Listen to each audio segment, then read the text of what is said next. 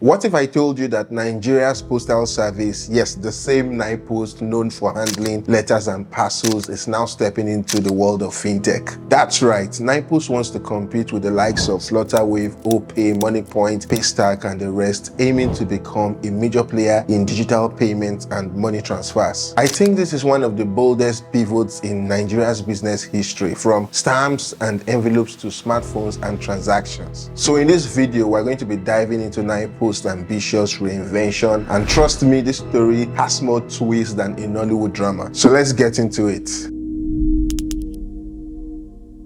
The Nigerian Postal Service was established in the colonial era and became an independent entity after Nigeria's independence in 1960. For decades, NIPOST was absolutely essential to Nigerian life. It wasn't just a postal service, it was the communication infrastructure of the country. In the 1970s and 80s, if you wanted to send money to your village, you used postal orders through NIPOST. If you wanted to communicate with family abroad, you wrote letters that went through NIPOST. If you were a business importing goods, your documents and communications flowed through the postal system. NIPOST was so central to Nigerian commerce that they even operated savings services and handled government pension payments. The truth is that they were basically the original fintech company decades before anyone knew what fintech meant.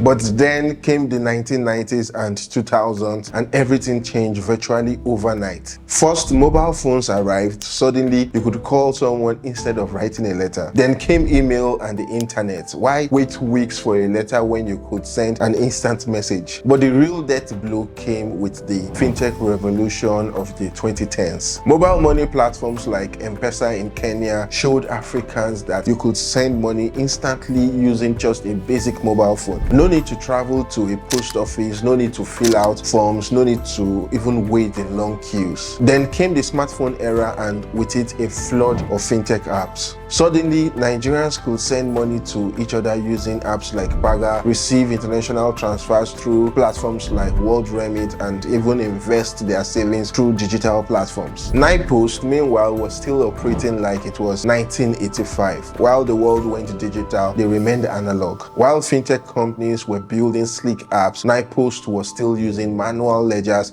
and carbon copy receipts.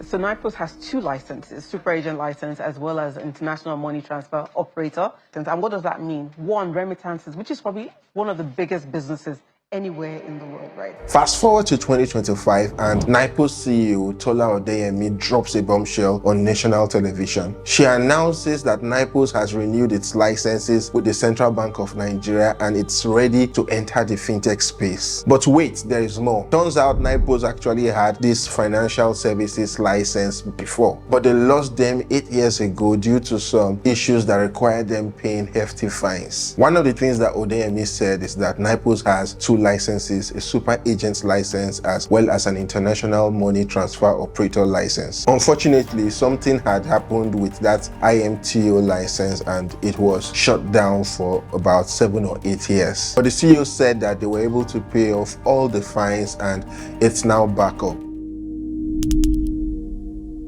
Now, before you dismiss this as another government pipe dream, let me share some numbers that might surprise you. NIPOST claims they generated over 10 billion naira in revenue last year. That's a 275% increase from the previous year. And according to CEO Odeyemi, 10 billion naira is a scratch for what they can potentially achieve. How do they pull this off? By digitizing some processes and plugging revenue leakages. Basically, they installed point-of-sale terminals to stop money from mysteriously disappearing and started actually tracking their transactions. It's like discovering you have been leaving money on the table for decades and finally deciding to pick it up. Nigeria is Africa's top destination for remittances. In 2024, remittance inflows through official channels hit $4.73 billion, a 43.5% jump from the previous year. The fintech space is dominated by unicorns like Flutterwave, valued at $3 billion, and Cheaper Cash, worth $2 billion. These companies have raised hundreds of millions of dollars and serve millions of customers across Africa. But here's the thing, these digital-first companies, despite their success, still struggle with one major challenge: the last mile problem. How do you serve customers who don't have smartphones, reliable internet, or trust in digital-only services? This is where Nipos thinks they have some huge advantage. While companies like Flutterwave or Cheaper Cash exist primarily in the digital realm, Nipos has something they don't, and that is physical presence. Nipos operates over 3,000 post offices across Nigeria with more than 12,000 employees. That's a nationwide network that reaches rural communities where smartphones are luxury items and internet connectivity is patchy at its best. Think about it: in areas where there's no bank branch for miles, no reliable internet, and where people still prefer face-to-face transactions, Nipos physical offices could serve as financial service hubs.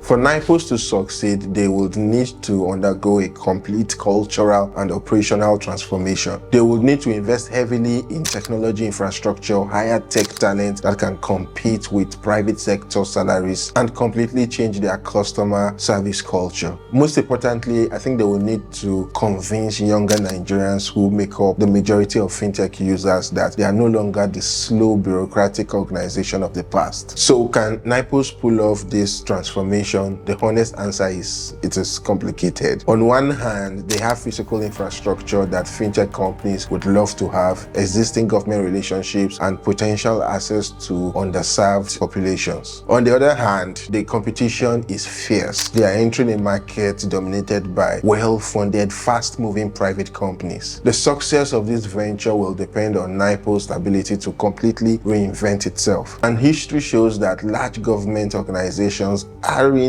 exactly known for rapid, successful transformations. Even if Nipos can pull this off, another question is, how long will it take? Fintech moves at lightning speed. New competitors emerge constantly, regulations change rapidly, and customers' expectations evolve very quickly. Government organizations, by contrast, move very slow. By the time Nipos gets its fintech operations fully running, the market could look completely different. Is Nipos' fintech pivot a brilliant strategy or a recipe for disaster? Have you ever used Nipos services, and would you trust them with your money? Let me know in the comments below, and if you found this video interesting, make sure you also like and subscribe for more content like this. Thank you for watching. I'll see you in the next one.